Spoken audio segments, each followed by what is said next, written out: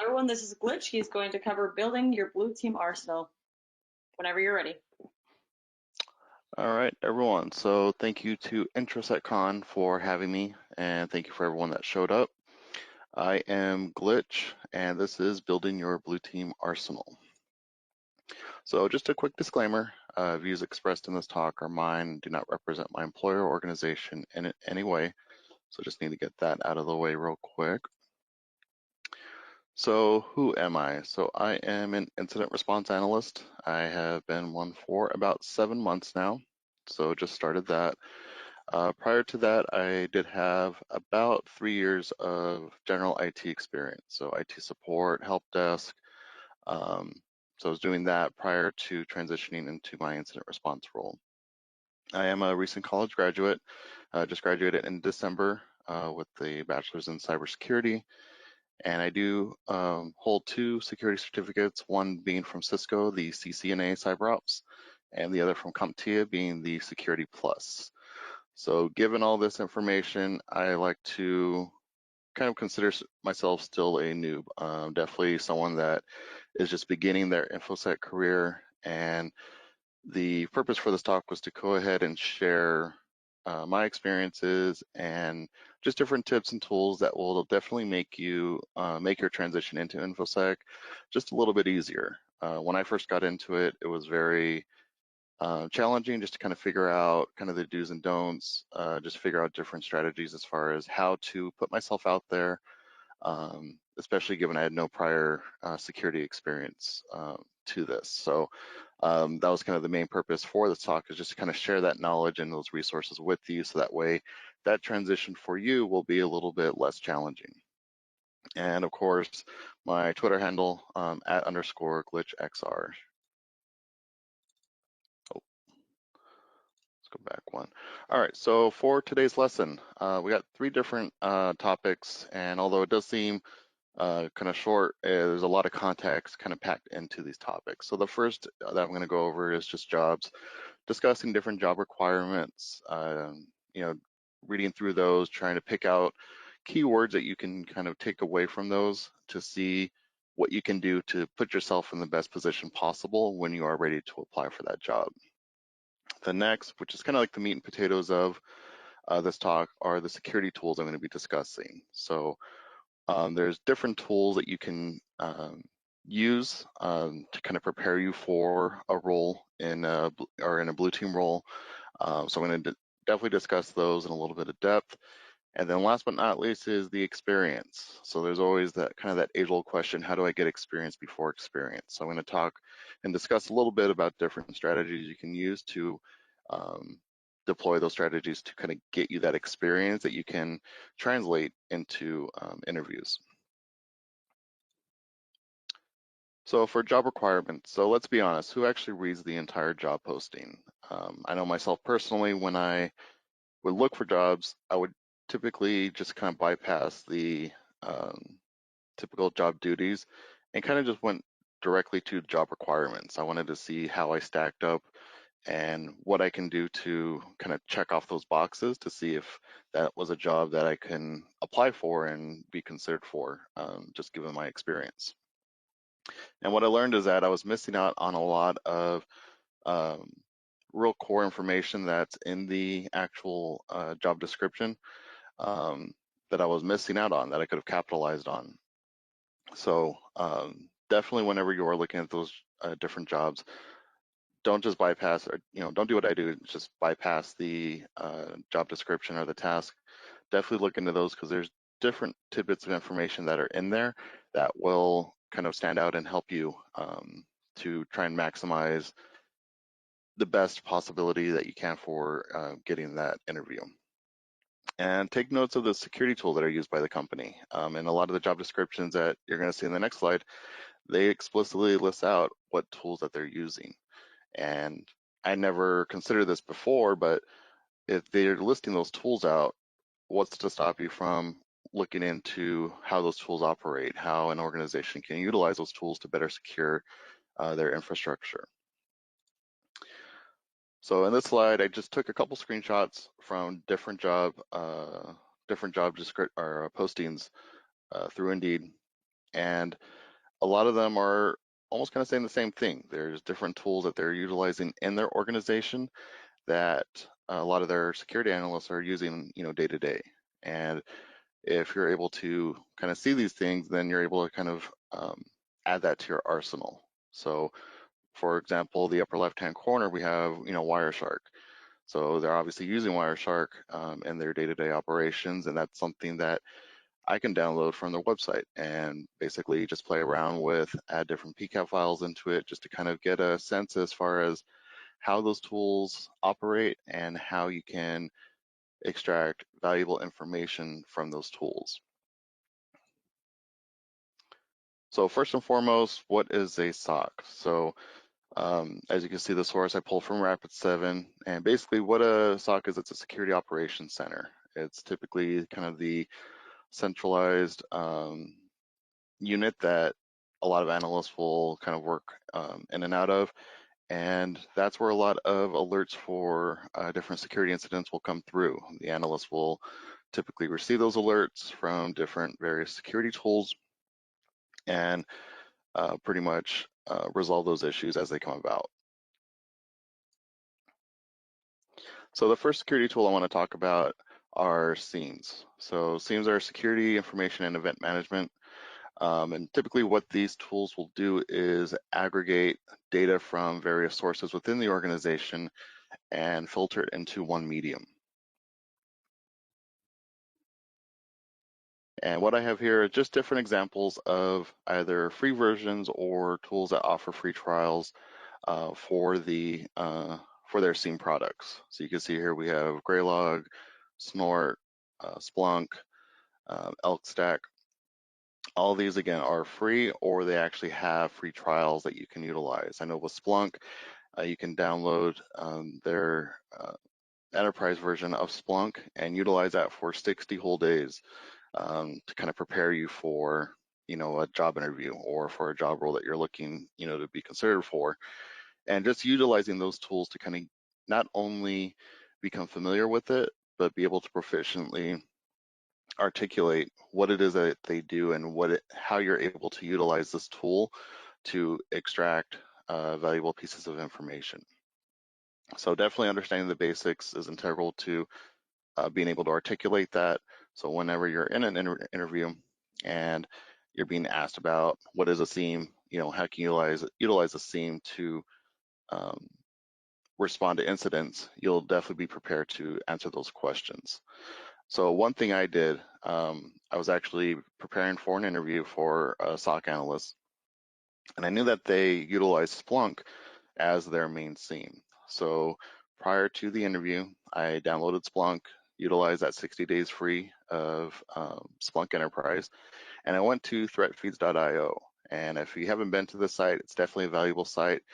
Many different valuable resources as far as data that you can ingest into Splunk.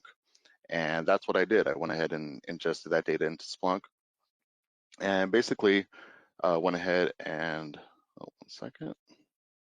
Sorry about that.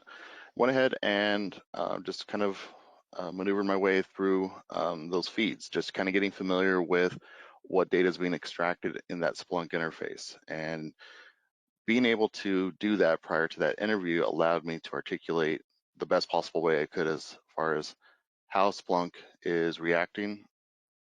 One second. And what can be done to maximize my knowledge utilizing that Splunk interface.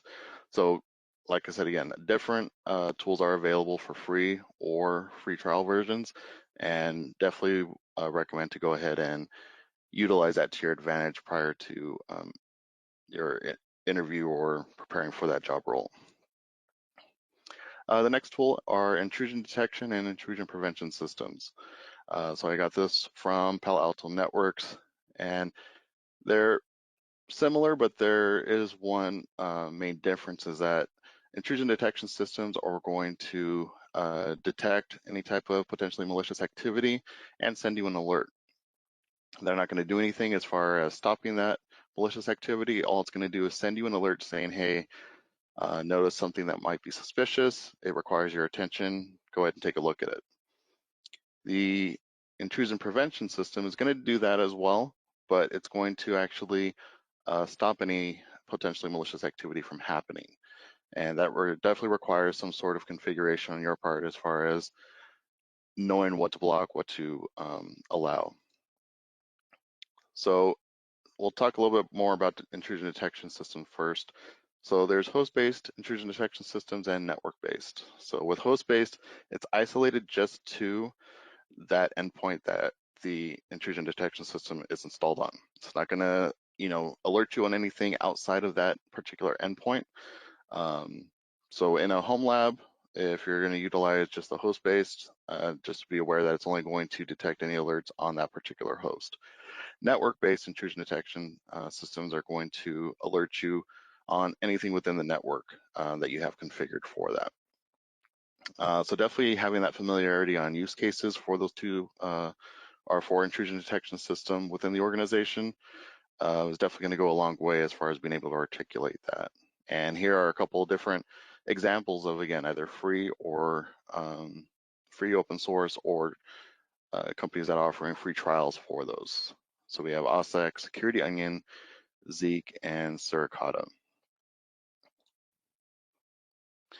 Now, in the intrusion prevention system, like again, it's going to do basically the same things as the intrusion detection, but it's going to prevent that malicious activity from occurring. So if it recognizes that there may be a malicious process that's trying to run in the background, it's going to stop that based off of those configurations. So same thing as with the last slide, some are free, while others do include free trials. So here's a couple of different examples of intrusion prevention systems that you can utilize in your home lab.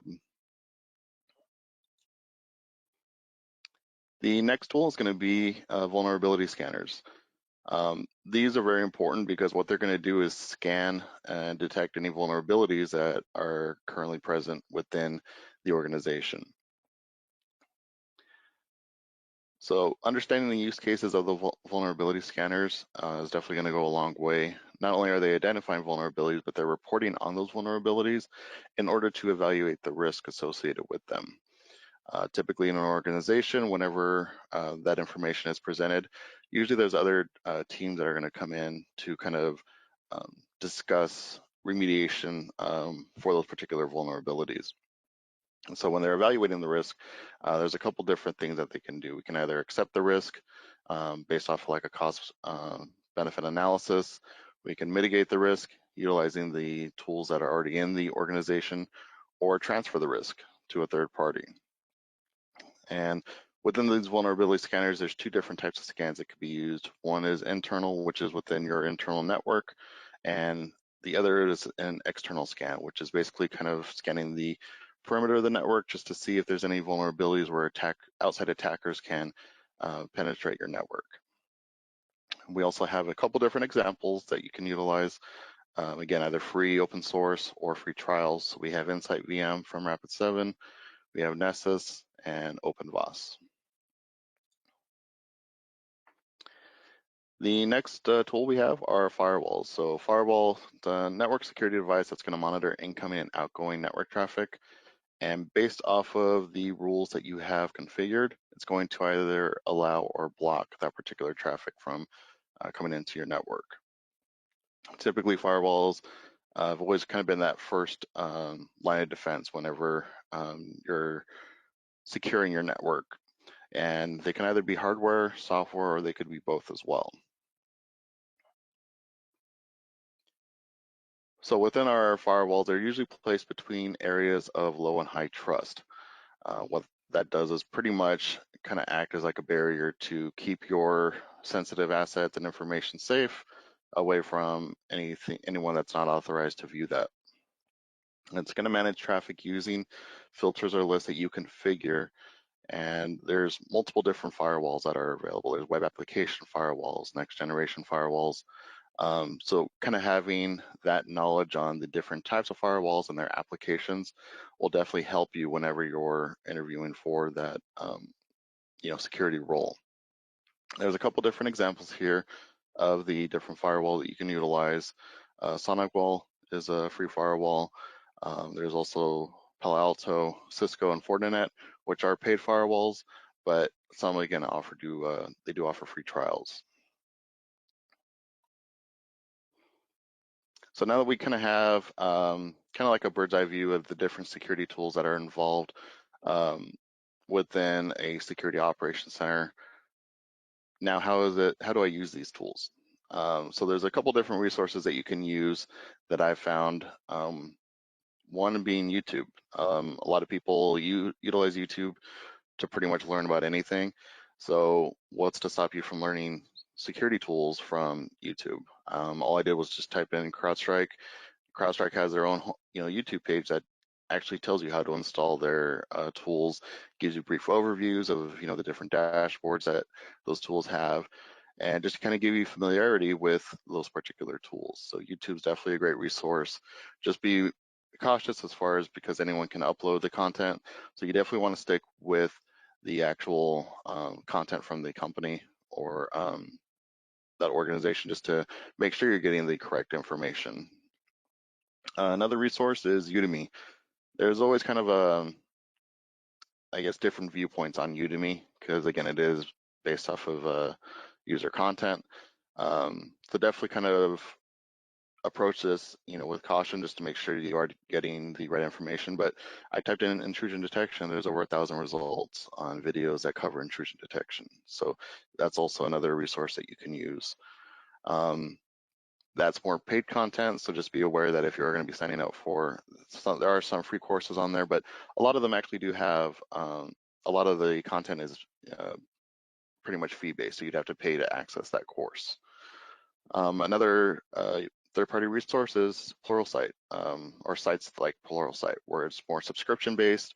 You're paying either a monthly fee or an annual fee to access their library. One second. And basically, once you're subscribed to their service, you get access to their full library. So I typed in Splunk here, and it actually presented courses on the different videos that they have regarding Splunk. So, if you're able to pay for a subscription base, you, again, have access to their full library. You can definitely learn a lot from those. And what I consider an oldie but goodie is Cybrary. I actually started out with Cybrary many years ago. And back when I started, it was all free content. Now they're kind of transitioning to more subscription based, but they still have a lot of free content on there that you can utilize to your advantage. But yeah, these are all different resources that you can utilize to kind of prepare you for that InfoSec role, understanding the tools and just the different resources available. So definitely take advantage of those. So now, kind of the age-old question of how do I get experience before experience? So I know that this is definitely a question that comes up a lot, especially for those trying to transition either from just general IT into InfoSec or recareering into InfoSec. And this was kind of a challenge as well for me because I wasn't able to kind of utilize any of my past experience to transition into security. So there's a couple different things that I found that kind of helped me out. And one is just setting up your own home lab. What I did was basically just use virtual machines through different operating systems and just basically played around with those. I know everyone learns differently, but my approach was learning, with hands-on, and that's how I kind of learned the best, by being more hands-on. And setting up your own home lab is definitely going to kind of give you that hands-on experience. Within your home lab, you can familiarize yourself with these different security tools. So installing these tools into those VM virtual machines, playing around with those, just getting familiar with, the dashboard, configuring them, things like that. And also too, you have to practice. I threw in this image, is it true if you don't use it, you lose it? And it's true. If you're constantly practicing, honing on developing your skills and learning new skills, it's true that the practice is going to help you become more proficient, more comfortable with it. If you learn everything within a day and then don't even touch it for several weeks, it's very likely that you're going to forget all the information that you learned on that first day. So it's definitely something that requires time, requires practice, just to kind of get familiar with or get comfortable with the tools that you're using in your environment. And last but not least is volunteer. There's a lot of nonprofit organizations who don't actually have security teams that can definitely utilize some help. And that's where you would volunteer your services. I mean, obviously you're not going to get paid for it, but volunteering that time, getting that experience and helping out someone is definitely going to be valuable and something you can put on your resume whenever you are, ready to kind of show that experience to a potential employer. So with the home lab, what I've done again is just using virtual machines. There, you can always go the route of buying your own hardware, setting up your own physical lab, but that's not always an option for everyone, just because buying that hardware is going to require money to do so. And it can get pretty expensive if you're having to buy a lot of different hardware. So I went the route of virtual machines. And what that did is it's going to be very low cost. I can always create snapshots of the virtual machine. So if I'm doing something, all of a sudden something just goes crazy and just stops working, I can revert back to that snapshot and no harm, no foul. Virtual machines are not as complicated as they may seem. There's a lot of tutorials out there as far as how to set up, virtual machines, how to set up your home labs, but it's not as complicated as it seems. It's very easy to use and manage. And again, if anything ever does happen, you can always revert back to that snapshot that you created. And again, no harm, no foul. So everyone has kind of their own preference when it comes to virtual machines. But I would say the two biggest ones are VMware and VirtualBox. You can download either one and just kind of play around with it, see which one's more comfortable for you. But those are definitely two options that you can utilize when you are building your home lab. But regardless, whichever one you choose, you're going to definitely get a lot of valuable information, or I should say experience, being able to kind of play around, get that hands-on experience within the lab, configuring things within there. And also too, it's a lot of fun. I mean, you're able to basically mimic different things that you would out there in the real world, but in a safe and contained environment that's not going to impact production or anything like that. And so that kind of concludes a lot of the information that I had available for this particular slide. So if there's any questions, feel free to chime in. Awesome. Thank you so much, Glitch. I am checking the Discord at the moment. There seems to be a couple questions, but people are answering them. And there's no questions inside of the GoToWebinar. So if anyone has further questions for Glitch, I'd recommend trying to hit him up inside of Discord. Thank you so much. Awesome. Thank you, everyone.